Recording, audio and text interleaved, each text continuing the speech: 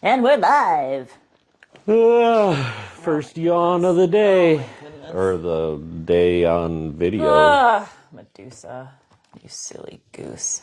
You know what I was thinking yesterday? Why don't they have a movie about Medusa? Pretty sure they do. Do they really? Yeah. I want to watch it. Okay.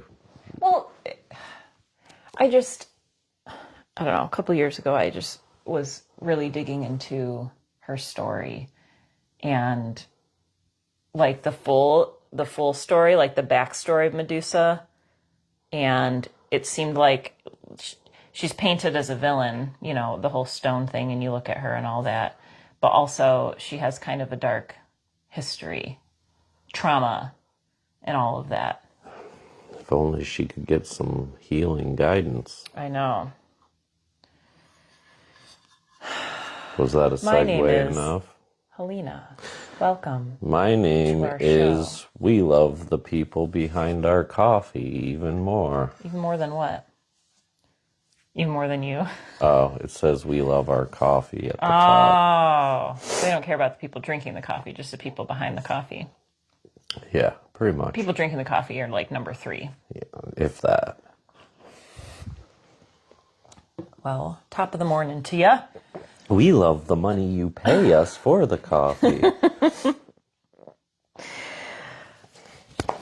Today, we thought we would talk about supporting other people in their healing journeys. And this is kind of usually a part of Reiki training. We get like derailed on this topic a lot because there can be frustration that comes up or discouragement when we have somebody in our life that maybe they're having some physical ailments coming through, and or maybe emotional or mental challenges, and we've healed a better part of that within ourselves, and we found what works for us. And the challenge I think that we face is wanting to help other people feel good like we do, but not necessarily understanding how to do that. Yeah. Do you agree? Was that your I yeah? suppose I'll agree with that isn't a word. statement. This is for all of us fixers out there. We're kind-hearted people, us fixers. We want everyone to be well. And so it can be discouraging when we have somebody in our life that we love and we care about, and we want them to feel good. Well, I would like that everybody felt good. Yeah, I mean, that would be absolutely wonderful if we all felt well.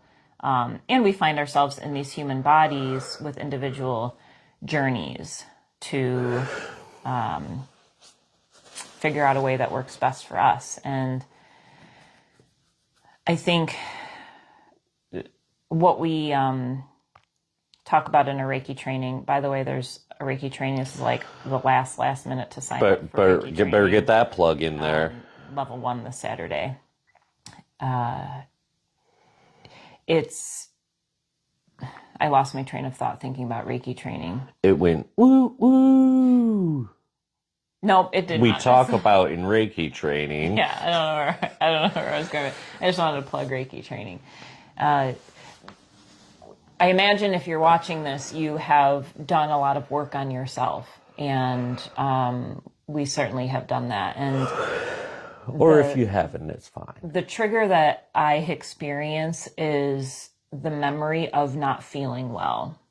And if I notice somebody that has a similar journey, if it's like somebody feeling, you know, physically ill, and I had been there before, and I remember that, and I still have some PTSD from that, then I'm going to want to help them feel better. But that's rooted in my own fear of reliving that through this other person. That's interesting because generally I forget about feeling bad a lot of the time, and it really will take somebody's story to make me go, oh yeah, I've felt that before, before I can connect the dots between them and myself, even though we're all universal. When that happens, do you, like, what is that remembrance? Does it bring up anything, or is it like, do you find yourself wanting to help them, or just I having that usually dip acknowledgement? into internally at least, it's, well, how did I alleviate this, whatever?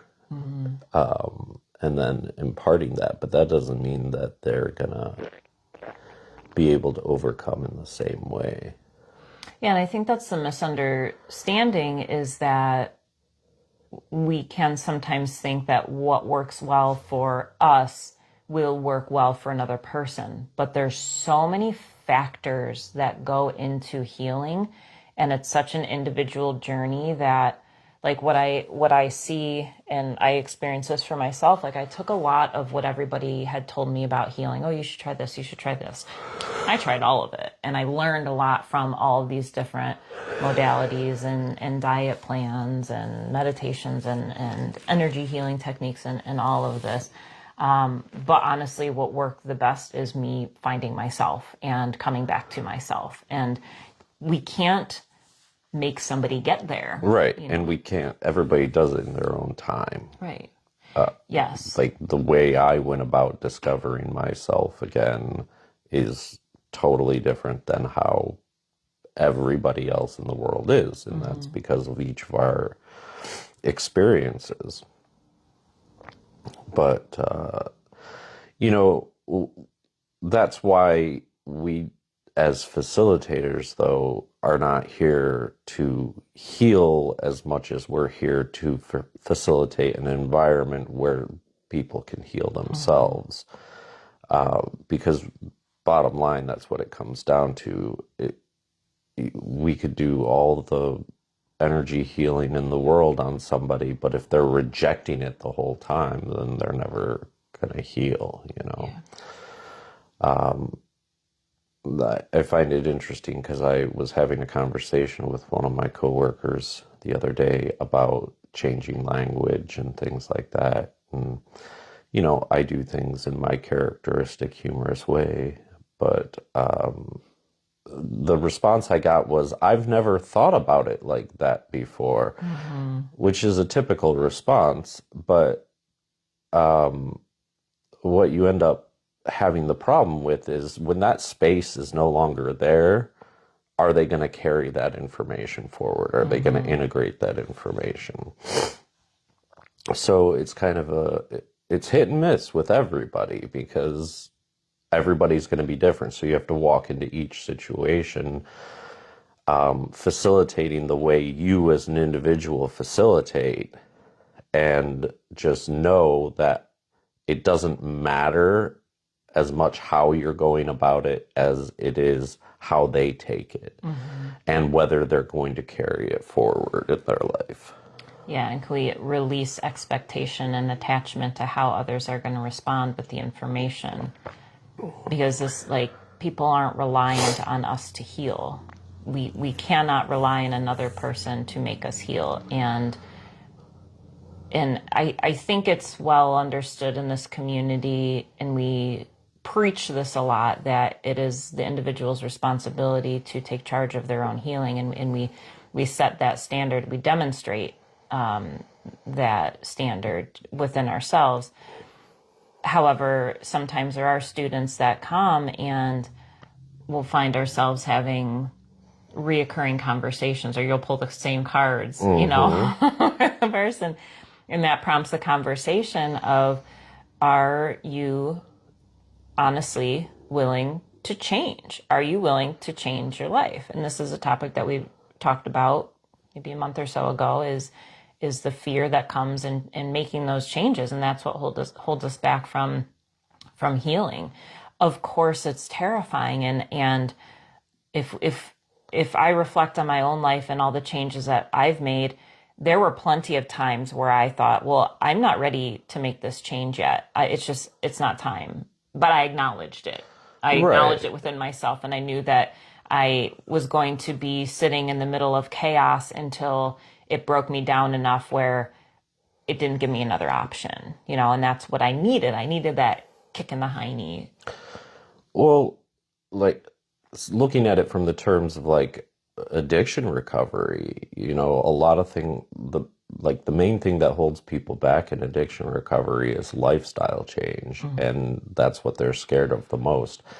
But I have to say that had I known how my life would change prior to recovery, I still don't know if I would have done it, because I think it's even more terrifying to know what's going to happen and then go, okay, that sounds great. But like we talk about like losing friends and things like that, when you're looking at your friends in the moment, like say you were in a crowded room and all your friends are sitting across from you, and you go, I need to make this change in my life. None of you are going to exist anymore. Mm. You're going to be gone. That's even scarier, but that's what's holding people back. Mm-hmm. But then to say, oh, if I had had the foresight and know that life's going to be great, you're still faced with that same challenge. Mm-hmm. But I think it's important to know that, and we talk about this a lot, but to just allow things to happen as they happen. It that comes back to your question of can we be okay with the people that don't integrate and don't take to our way of facilitating. And you just have to be, because it's part of the allowing things process. I don't get mad at people when they don't listen to what I'm saying in a tarot reading or integrate what I've talked to them about after a Reiki session. That's all up to them. I have to separate myself, and I do it fairly easily. Just my part of this is over Mm-hmm. for now, at least. You you have to go home with yourself Mm-hmm. every single day. You have to be within yourself every single day. So it's really up to you. I can't do anything. I can't slap you and cure your diseases. That'd be We great. can't walk around and go, you Slap, healed. slap therapy. Oh, if there was only slap therapy. I'm sure it's a thing. There's so many therapies. If we can intuitively tune into our roles as the healing facilitator, I think that makes our job a lot easier because we're not attached to solving the problem for the person. We're simply providing, as you said, a space for them to heal through the simplicity of our healing presence. There's not much, as Ordinary Pioneer teaches us, that we need to do in order to facilitate healing. When we show up as our healed selves, others can't help but pick up on that and feel inspired by that. So nothing needs to be forced when we are holding space for another person. And one of the things that I see can derail somebody's healing is constant advising from other people. Yeah. And that's something that we practice at Ordinary Pioneer with compassionate communication is we're not here to advise. And believe me, myself, and I'm sure you have too, people will ask me, well, what do I do about this? I don't answer them with an answer. I answer them with a question to help them get into discovering the answer for themselves, because there's nothing more powerful than having these aha moments. The aha moments is an interchange that's taking place. It's allowing us to shift our inner chemistry and move forward differently than we were moving forward a moment ago. And maybe you can relate to this is if if I read a book or somebody tells me, or I'm listening to a podcast and it's like, here's all the things you need to do to heal. I have the answer. And I'll take different bits and pieces of it and I'll apply it to my life. But that is no match to these moments of self-discovery as to why I am the way that I am. And the way you're going to be. Yes. Yes. Oh, I didn't know if you had more to say about that. Well, you were talking about like attaching ourselves to things, and I want to say, like, you know, in reading tarot, I used to get really when I was younger, I would get really upset with myself if I would say, well, this is what's going on in your energy, and they'd be like, I don't feel that at all, and you get a lot of resistance from that. So I began to, at first, out of irritation, detach myself from what I was saying. And now I'll interpret a card for somebody and they'll be like, that doesn't make any sense. And I'll go, well, it could mean this too. And the answer is that both of those ways of going about it are correct. I'm not attached to the first thing I said. It's an exploratory thing for both of us, but it's also mainly an exploratory thing for yourself. That's the importance of those situations. And even in conversation, I'll ask questions and I'll get an answer and I'll be like, I was not expecting. And so I'm no longer attached to what my setup was. You know, the setup is for creating those aha moments for people. But it's not going to work certain ways. So you just keep going until you get to that moment. And maybe you never get to that moment, or they never get to that moment, because it's really not about you getting there.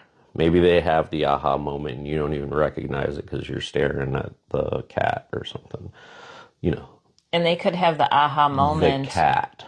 3 days later. Exactly. In reflection. And never even acknowledge any of it. And that's, like, I mean, how many times, like, I don't have people necessarily, some people do, some people don't, but reach out to me afterwards and say, oh, wow, like, this makes perfect sense now. You know, I've experienced that for myself, and I don't reach out to the person who facilitated a session with me and like, oh, here's all the things I'm discovering. So there's so much going on behind the scenes that we aren't aware of.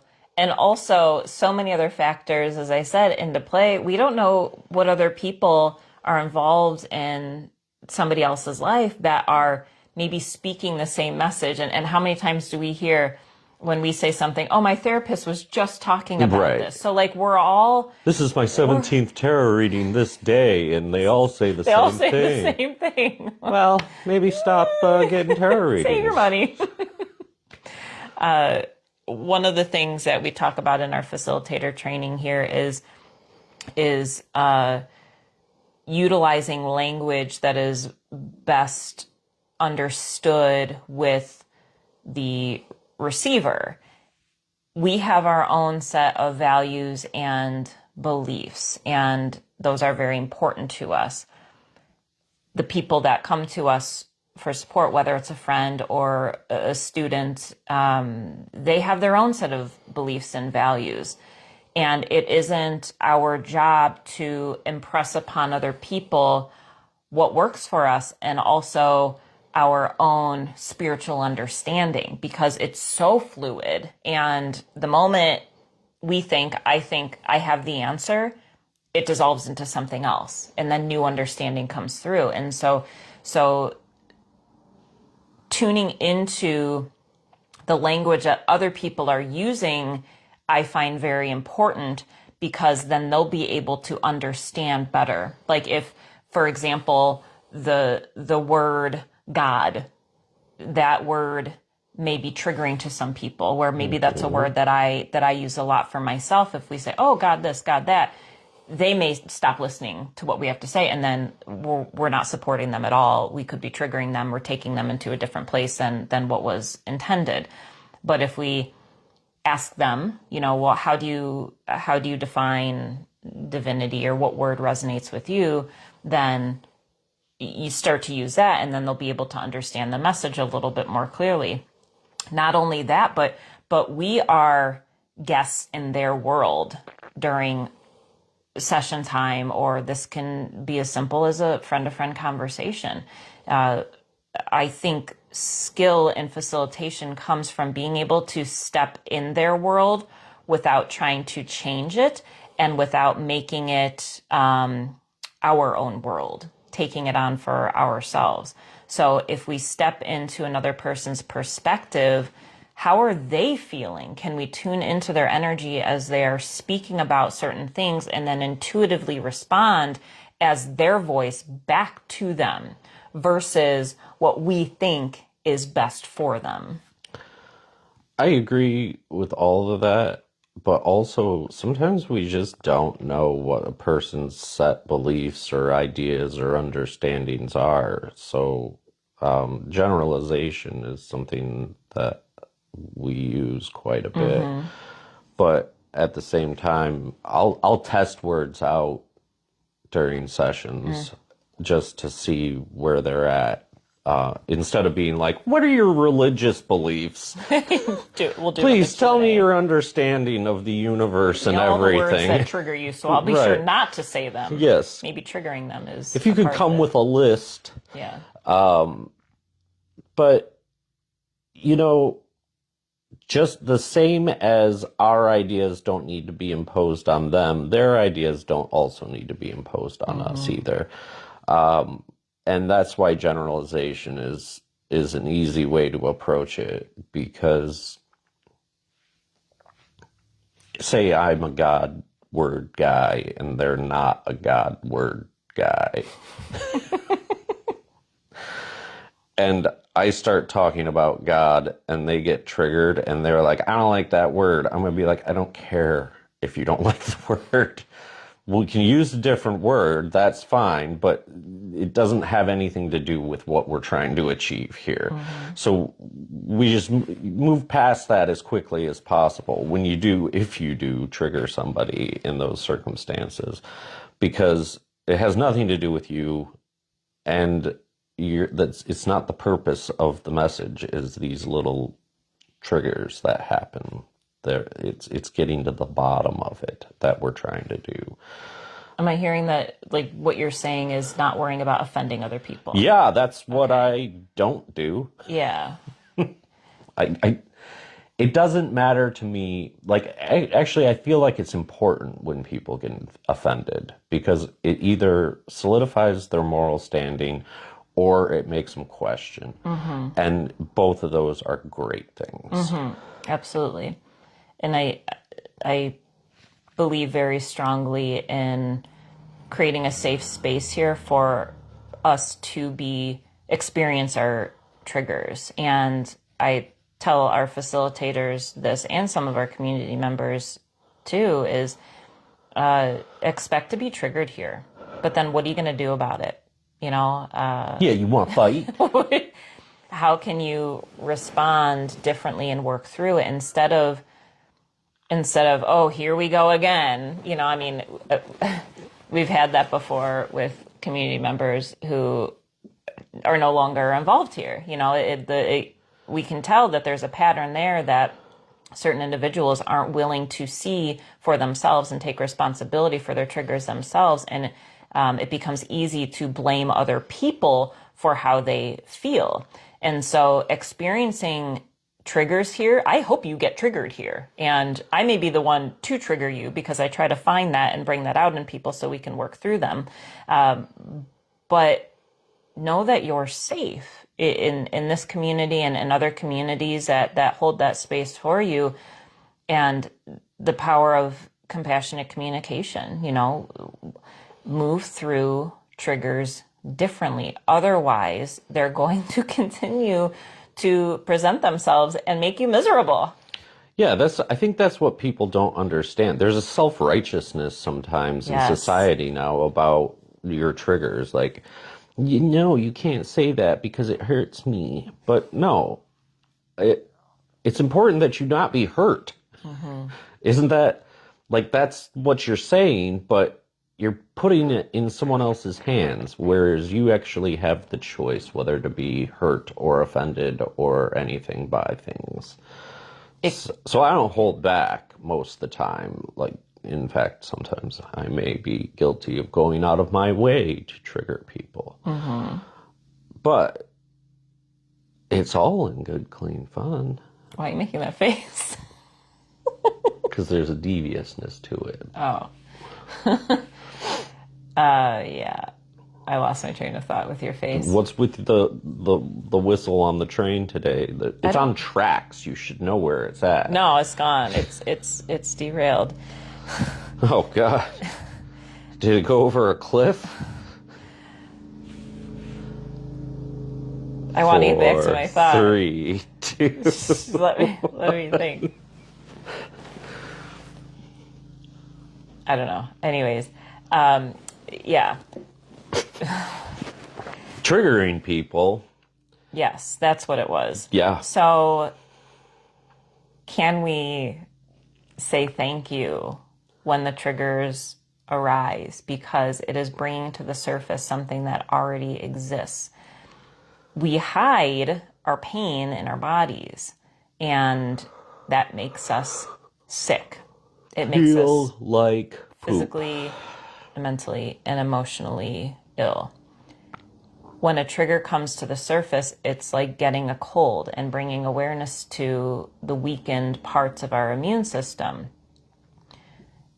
So when we're triggered, if we can work with that energy and we release it, we are clearing space in our body, in our minds, and in our hearts to no longer experience that trigger, which makes us more valuable for creating peace within the world.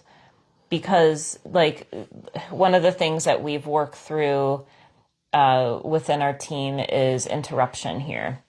And many of us have been So triggered then, and are still triggered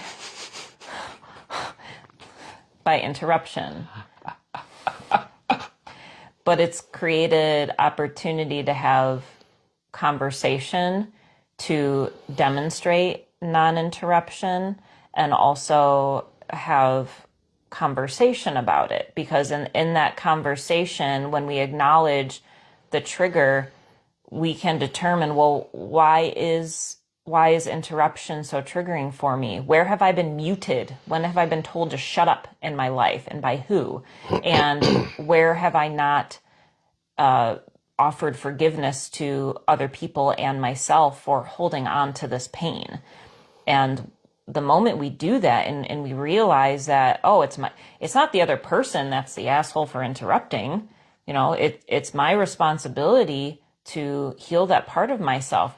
So that way, if I am in conversation with somebody and somebody else interrupts, I can still be in listening and communicate more effectively and productively to the other person without being triggered. The moment we're triggered, it's like the inner child goes, la, la, la, la, la, la, la, can't hear you. And that's not effective, especially as healing facilitators. I'm sorry, I was triggered by that Oh whole my thing. I was goodness. just in here Heavens to going la la Betsy. la la la. Betsy. I don't know who Shout that out is. to Betsy Paulson. Yeah, we miss her, Betsy. Yeah. Yeah. Do you have any other thoughts on that? Yeah. Take it upon yourself to to be the one who is responsible for you. I think that's one of the biggest things in society these days. So you're not responsible for anybody but yourself. Mm-hmm. Great things can happen when you act responsibly towards yourself. It then makes other people in your life responsible for themselves. And that's what we're trying to do. And connects us with the trust and the full orchestration of the universe that everything's in balance and everything's in control, even if we don't see the full scope of what's happening. Like we experience this part of somebody else's world, maybe even smaller, you know, that's all that we see, but we don't know what are their dreams revealing to them. What are the other people in their life speaking to them about? What are they noticing out in nature? These synchronicities that are pointing them in that direction. So it's a level of trust that we can develop in knowing that everybody is going to and is finding their own way in the most perfect timing, even if it's inconvenient for us. That's okay. We don't have to talk to people. Like, that's something. Yeah, we can just slap. Oh, no. It's not therapy. That's something to, like, I hear a lot of, like, oh, this person always complains about their health problems. I've been telling them over and over, to put Celtic sea salt in their water and to eat their cruciferous vegetables and to not eat if you're that ultra-processed upset food. About it, stop telling them. You don't have to talk to this person again. You really don't have to, and it's okay. They will be okay. Because what I hear that when that is I want this other person to change because I'm uncomfortable. Mm-hmm. Right? And that's an us problem. So if we make that interchange, we may find that, one, we can accept that this person is the way that they are and let go of that attachment of what they do with their life. Or we also may be called to step away because engaging with this person is becoming our own trigger and we aren't able to effectively work through it, and we're causing harm in the process of working through it or trying to work through it, with causing harm within them and within ourselves, being in this connection. See. Great. Well, thank you for watching. We appreciate you. Thank you for watching. We appreciate you. No, you can't just copy everything I say. Anyway, Reiki Level 1 training starts this Saturday at 10 a.m. If you haven't registered yet and are interested in attending, please do so by the end of the day today. And if you have any questions that you would like us to throw other questions at you so you can answer them for yourself, put them in the comments. We'd also love to learn from you what you have learned about healing facilitation and being an effective support system for other people. So please share Folks your and whatnot. thoughts and your wisdom in the comments. And if there's any topic ideas that you have, you can put those in there too. Help us spread the word about these stuff talks that we're doing. Blathering. Yeah, the blatherings. We'll call them the share with your blatherings. friends. Give this video a like. Put your comments, and that helps boost our reach. So we appreciate all the ways that you support this. Oh, that's how we close Namaste. it? Oh. Cut. No. Cut. No. Cut. No.